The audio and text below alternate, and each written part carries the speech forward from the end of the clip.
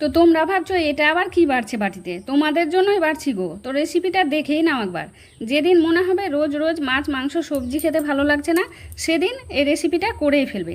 রান্নার 2-3 ঘন্টা আগে পাড়ার মোড়ের দোকান থেকে 200 গ্রাম ছোলা কিনে এনে ভিজিয়ে রেখে দাও।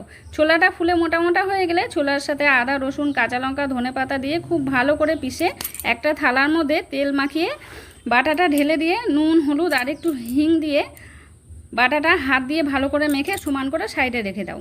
এবার মশলাটা রেডি করে নাও। মিক্সিতে পেঁয়াজ আদা রসুন কাঁচা লঙ্কা পিষে ওটা ঢেলে রেখে টমেটো আর শুকনো লঙ্কাটাও বেটে রেখে দাও।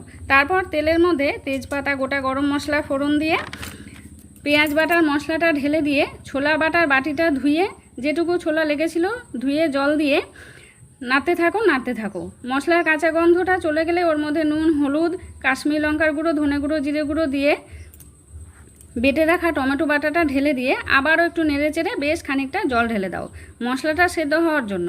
এবার এই মশলার মধ্যে একটা স্ট্যান্ড বসিয়ে ছোলা বাটার থালাটা যে রেডি করে রেখেছিলে সেটা বসিয়ে ঢাকা দিয়ে কম আঁচে সেদ্ধ করে নাও।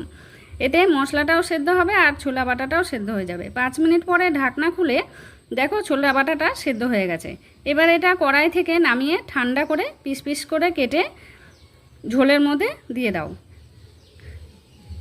ঝোল ফুটে উঠলেই ধনেপাতা গরম মশলা আর একটু ঘি দিয়ে নামিয়ে গরম গরম পরিবেশন করো। সেই স্বাদ।